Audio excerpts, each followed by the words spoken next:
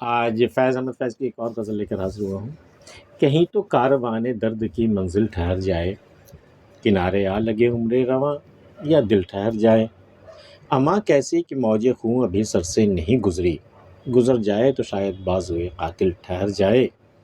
کوئی دم باد بانے کشتی صحبا کو تہ رکھو، ذرا ٹھہرو غبارے خاطر محفل ٹھہر جائے۔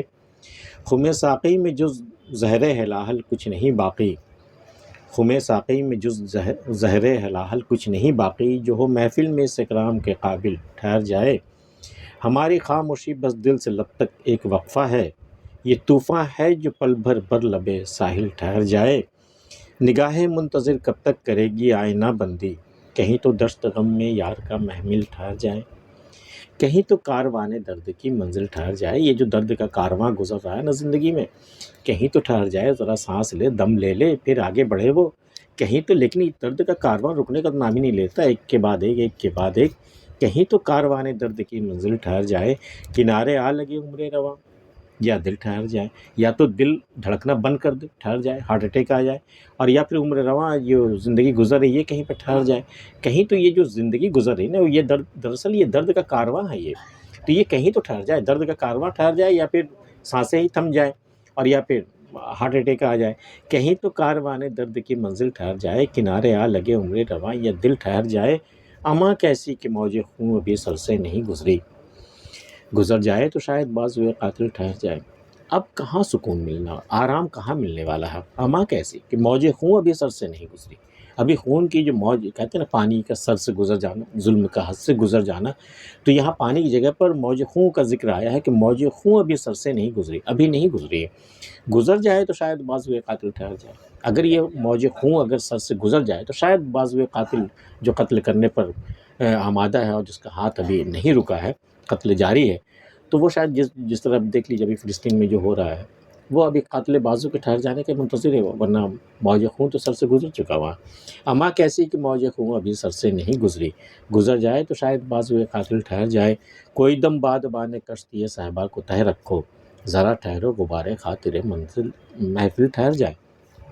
کوئی دم، کچھ پل ٹھہرو ابھی، باد بانے کشتی صحبا، وہ ایک کشتی نما کوئی ایک ٹرے ہوتا ہے جس میں شراب اور گلاس سرو کیے جاتے ہیں، تو ابھی اس کو رہنے دو۔ ابھی بعد میں بڑا خوبصورت ترکیب، بڑی خوبصورت ترکیب اس نے لگائی ہے، باد بانے کشتی، حالانکہ اس کشتی میں بادبان نہیں ہوتا، لیکن کوئی دم باد بانے کشتی ہے صحبا کو تہ رکھو۔ ابھی شراب کی کشتی کو جو آ رہی ہے نا، ابھی محفل میں، ابھی تھوڑا ٹھہر جاؤ، ابھی پیش مت کرو، کوئی ذرا ٹھہرو غبار خاطر محفل ٹھہر جائے۔ غبار خاطر، دل میں جو کدورت ہوتی ہے نا لوگوں کی، جو غصہ ہوتا ہے، جو ناراضگی ہوتی، جو شکوے شکایت ہوتے ہیں نا ایک دوسرے کے تئیں، وہ جو ابھی چل رہا ہے، ابھی محفل میں یہ دور چل رہا ہے کہ لوگ ایک دوسرے سے پر اپنی بھڑاس نکال رہے ہیں، اپنا غصہ نکال رہے ہیں، گالیاں دے رہے ہیں، یہ کر، ابھی ایک ہنگامہ سا برپا ہے، تو ابھی ٹھہرو، ابھی شراب سرو مت کرو، ابھی رہنے دو، تھوڑا ذرا ٹھہرو غبار خاطر محفل ٹھہر جائے۔ یہ جو محفل میں ابھی جو چل رہا ہے نا، یہ تھوڑا ٹھہر جائے، یہ سب کے دل کا غبار نکل جائے، سب کے غصے ٹھنڈے ہو جائیں، سب لوگ پرسکون ہو جائیں، تب پھر شراب کا مزہ آئے۔ ابھی شراب سرو کرنے سے یہ چیزیں اور بڑھ جائیں گی۔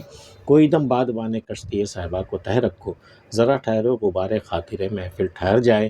خم ساقی میں جز زہر ہلال کچھ نہیں باقی، خم کہتے ہیں وہ شراب کی سراہی جس میں رکھی جاتی ہے، اور سوائے زہر ہلال، بہت خطرناک زہر ہوتا ہے یہ، جو زہر ہلال کچھ نہیں باقی۔ اب اس سراہی میں شراب نہیں، صرف زہر ہلال ہی ہے کھلا ہوا، تو اس کے سوا اور کچھ بھی نہیں ہے سراہی میں۔ خم ساقی میں جز زہر ہلال کچھ نہیں باقی، جو محفل میں اس اکرام کے قابل ٹھہر جائے۔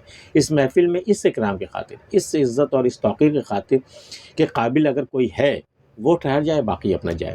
جنہیں شراب پینا وہ جائے، اور جنہیں زہر حلال چاہیے وہ موجود رہے۔ اس اکرام کے قابل وہی ہوگا جو ٹھہر جائے گا۔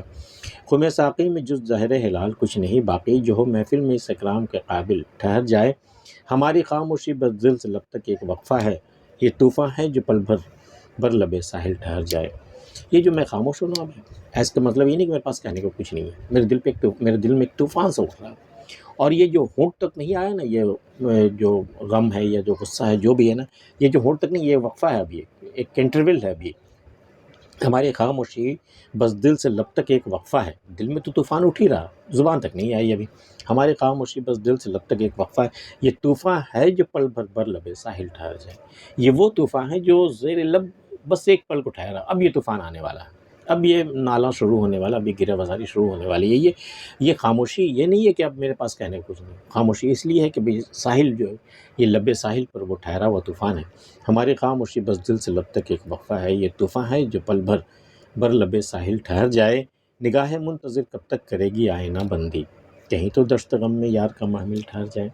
نگاہ منتظر، انتظار کرنے والی آنکھیں، آئینہ بندی، آئینہ سجانا، آئینہ کپڑوں میں بھی سجائے جاتے ہیں، آئینہ دیواروں پہ بھی سجائے جاتے ہیں، جب کسی کے محبوب کے آنے کی خبر سنی جاتی ہے تو سجایا جاتا ہے۔ نگاہ منتظر کب تک کرے گی آئینہ بندی، اب ایک منتظر نگاہیں جو ہیں وہ آئینہ بندی میں لگی ہوئی ہیں، کہاں کہاں کیسے کیسے سجایا جائے، کپڑوں پر لبادوں پر کیسے کیسے آئینے ٹاکے جائے۔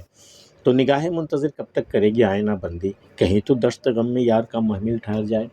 یہ جو دشت غم جیسی زندگی ہے، ایک ریگستان ہے، ایک ویرانہ ہے غم کا جو زندگی ہو گئی ہے، یار کا محمل، یار کا محمل کہتے ہیں جو اونٹ کے پیٹھ پر بیٹھنے کے لیے جو ایک اسٹرکچر بنایا جاتا ہے نا، ریشمی پردے سے گھیر کر کے، خاص کر اس میں خواتین سفر کرتی ہیں، تو کہیں تو دشت غم میں یار کا محمل ٹھہر جائے۔ اس جو دشت غم جیسی جو زندگی ہے، دور تک ویرانہ ہے، غم ہی غم ہے، یہاں کوئی تو ایسا محبوب آئے اونٹ پر سوار جس میں وہ محمل لگا ہوا ہو، تو وہ محمل ٹھہر جائے، مطلب وہ اونٹ ٹھہر جائے، میرا صنم میرے پاس آ جائے۔ نگاہ منتظر کب تک کرے گی آئینہ بندی، کہیں تو دشت غم میں یار کا محمل ٹھہر جائے۔ فیض احمد فیض کی یہ غزل آپ کو کیسی لگی ہمیں بتائیے گا، اور آپ نے چینل ہمارا سبسکرائب نہیں کیا تو کر لیجیے گا۔ ملتے پھر کسی اگلی ویڈیو میں، تب تک کے لیے اللہ حافظ۔